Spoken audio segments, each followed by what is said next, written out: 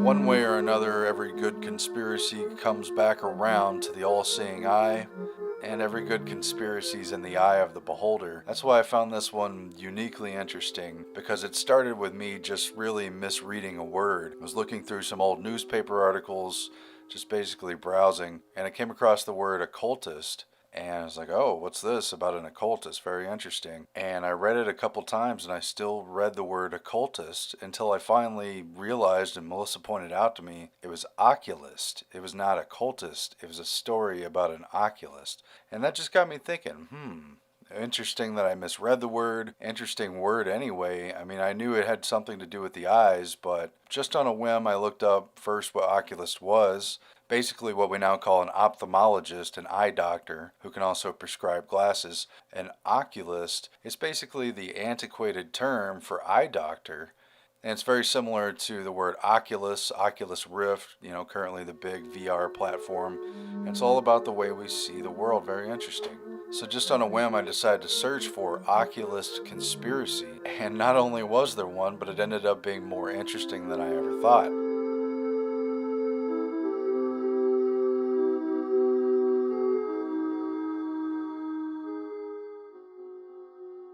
And the story pretty much starts with translating an old cipher. And so Wired Magazine back in 2012 wrote a really fascinating story about it.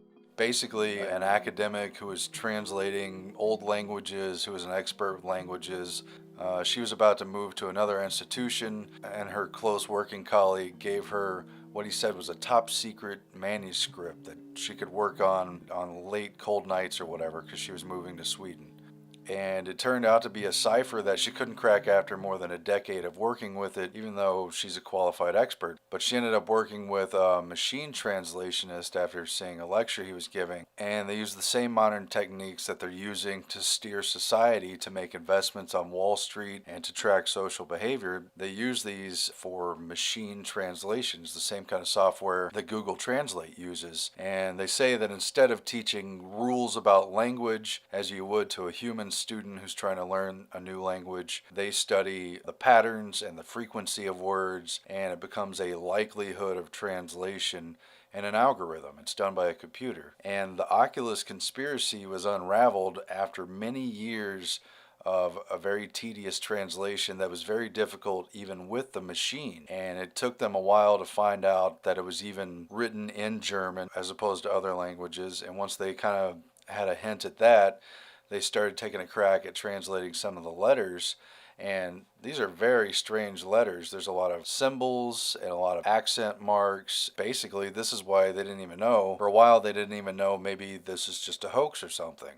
They've called a lot of documents hoaxes, but it turned out they did not think this was a hoax because they found the pattern, basically. In the end, all these regular letters, the ones that are not accented, those became the throwaway letters. They started by trying to translate them, but it turned out those were the throwaway letters to reveal the actual code and show the spaces of words and the breaking up and everything. And even still, they didn't have a direct translation, obviously, for these strange symbols, but if it was written in a human language, they can pretty much eventually extract it. And what they found first was talk about secrets. And after they translated a few words, they discovered that they were dealing with an initiation document. And they found the phrase light hand. Finally, they took it to the archives and they found old secret societies where they had used the term light hand. And what was revealed from this very interesting code that was just so difficult, machine and man together almost couldn't crack it. What they found was they traced it back to a group that called itself the Great Enlightened Society of Oculists.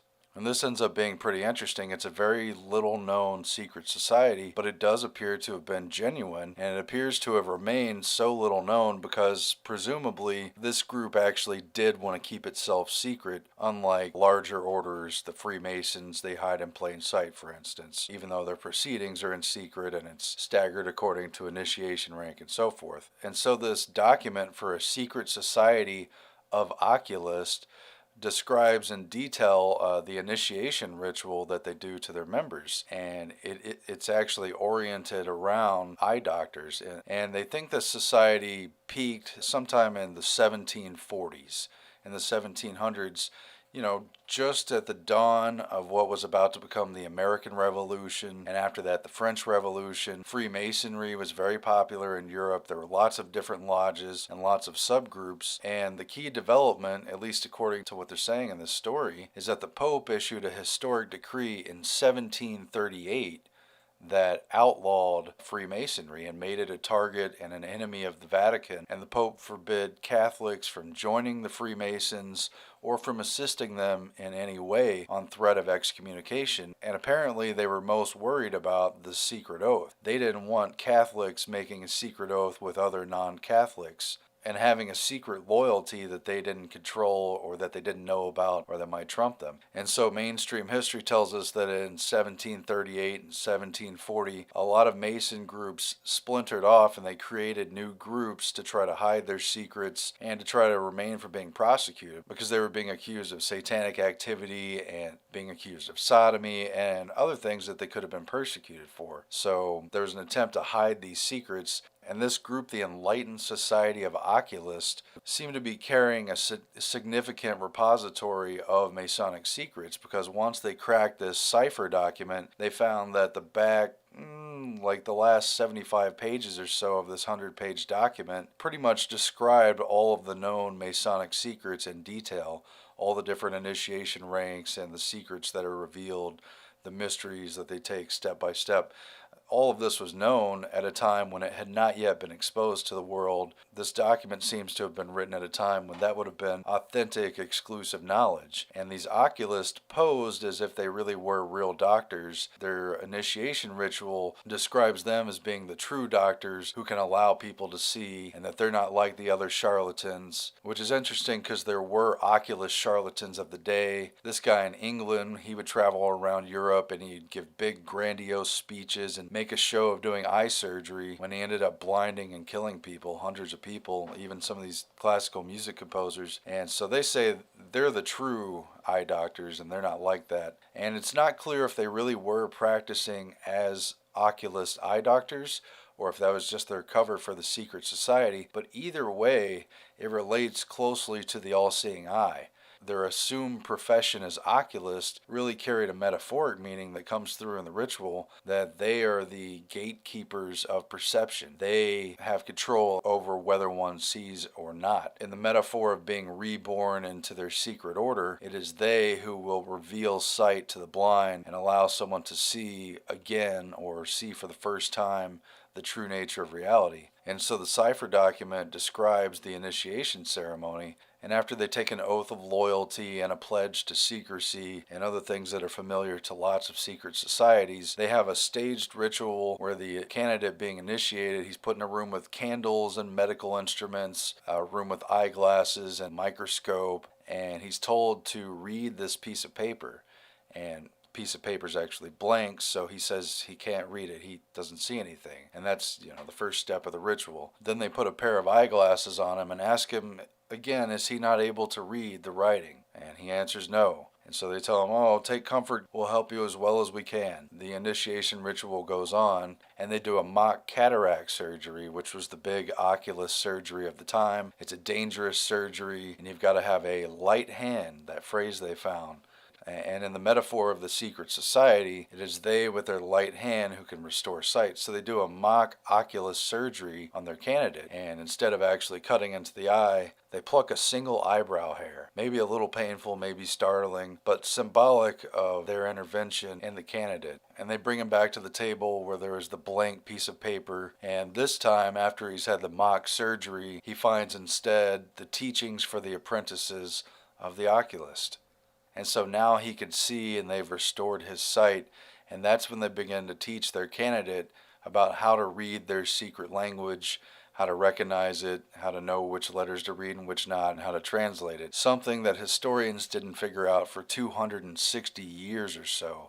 And it took the aid of artificial intelligence just to crack the code. So there's good reason to think these may have been real secrets and important secrets that seemingly the Oculus wanted to initiate people who could be true carriers of the secret and reveal that secret knowledge, the secret wisdom, the divine knowledge, only to those who are very worthy of it, the highly enlightened Society of Oculists. And later in their writing, they poke fun at the Freemasons, they joke about having been their creators, and they pretty much allude to the idea that most Masons are not real keepers of the secret, and they're just people who joined up because they wanted to be part of a secret. On the other hand, the Oculists, they profess to have very serious and very true intentions with keeping secrets, and that they're not people who just want to know, they're people who basically should know. And so it's very interesting because this document had not been known. We don't know all the members, we don't know necessarily how big their influence was, but they had connected it to the estate of Friedrich August von Veltheim, who a lot of people think was the leader of the Oculists, or he at least seemed to be in it. And he was an aristocrat, lived in the 1700s, and he was in a lot of secret societies. Some of them were important and some of them not. And they're making the case in this Wired article that whereas he was also a member of the Order of the Golden Poodles, he didn't seem to take that one seriously, but he did seem to take the Society of Oculists very seriously, because Veltheim in his will left a trunk that was locked, and he ordered his own son not to open the locked trunk unless he was given permission by the local duke or one of the duke's descendants. So he gave a higher authority to the secret contents of this trunk to the local duke, whoever that was at the time or would have been, than his own heir. At any rate, the trunk was not knowingly opened until 1918, hundreds of years after he had passed. He died in 1775, and they found this document in there. Nobody knew how to translate it, and they also found some interesting objects, and they found an image of the seal of the Oculist, which is in German here, a little hard to read, but it depicts some cats, maybe even leopards or panthers, watching over mice at night. And they make the argument that this is an allusion to the secret knowledge, the hidden knowledge that they possess, because cats have very good night vision, so they could see in the dark. In the ignorance of the rest of the world, they alone have the knowledge and the secrets, and they just watch over everyone else like prey, I guess. That's how I would interpret it. And so they also found a cataract needle, again for oculus surgery. It was on a bone handled, a very nice kind of carved out thing. And they found a very ornate tiny cylinder that was covered in jade and gold, and inside they found a tortoiseshell cup that had a replica of the eye, and it was made of ivory and horn, and it came apart like a Madrushka doll into the different physiological parts of the eye. The pupil was inside the lens, that came apart. The iris was on top of the pupil, the cornea was resting on the iris, and so forth. They said each layer was more exquisite than the next, and basically this was a pretty elite symbolic artifacts they found with it. They found an algebraic book that was teaching about numerology and referenced the Jewish Kabbalah. In the end, how important were the high enlightened Society of Oculists? There's no way to know, it's mysterious. Maybe it was a short-lived vehicle during the time of persecution of secret societies, or maybe they've had a lasting impact that people are unaware of. These groups change names all the time. They all sort of work together. Sometimes they work against each other, but a lot of times they work together. They have a lot of the same philosophies, and there's a continuity of the mysteries and secrets in these different groups. But it just really struck me, the Oculist was such a compelling symbol for the secret societies, because perception really is controlled through our eyes, and reality as we know it really is mediated through our vision. At least that's the leading sense for most people, unless you've lost one of your senses and then the others become more dominant. But our vision really is in control of the sort of matrix we live in, and it has known flaws. They have what's known as Gestalt vision, where humans and animals alike have a sort of shape recognition vision. And our eyes are easily fooled, especially at night and in low light. And it translates in the brain, where theoretically, if your vision was modified, you may not know the difference between reality and an artificial image that's fed to your brain, because your brain reads both as the same. But the idea of a secret society of Oculus, it was eerily reminiscent of Videodrome, which is kind of an obscure cult movie. It's a David Cronenberg movie. A lot of people haven't seen it, but it's overtly about mind control. And the twist at the end, after this guy hallucinates from watching this pirate video signal that has a malware signal implanted on the tape in the noise of the tape. And in the end, this conspiracy is controlled by a front organization for an eyeglasses merchant, global consortium of eyeglasses that also make weapons of war and who have now delved into the mind control of the Videodrome television signal. He confronts and destroys them at the end while they're having a trade show for the new line of glasses, and they have symbolic images of the Medicis saying, "The eyes are the window of the soul, love comes in at the eyes," and the whole theme that your eye is what connects to what's really inside of you, and it's the mediator between your world. And David Cronenberg, giving interviews for Videodrome, said, what your senses do, your vision, your hearing, your other senses, what senses do is the same thing as what psychotics do. They fail to distinguish between fiction and reality. Your senses, just like psychotics, don't know the difference between fiction and reality. They're just fed data, and your brain processes it, and your mind makes decisions based on that information. So if you were trapped in a false world, and your eyes were really playing tricks on you because what you were seeing wasn't really there, technically speaking, you wouldn't know the difference, or you may not know the difference. And that's what's creepy about Videodrome, and by way of metaphor and by way of symbolism, it's kind of what's creepy about the Society of Oculists as well, and whatever secrets they still hold from their time of prominence, and really just a few decades before the Bavarian Illuminati surfaced, and all these worldwide revolutions started, and a different sort of agenda began to play out.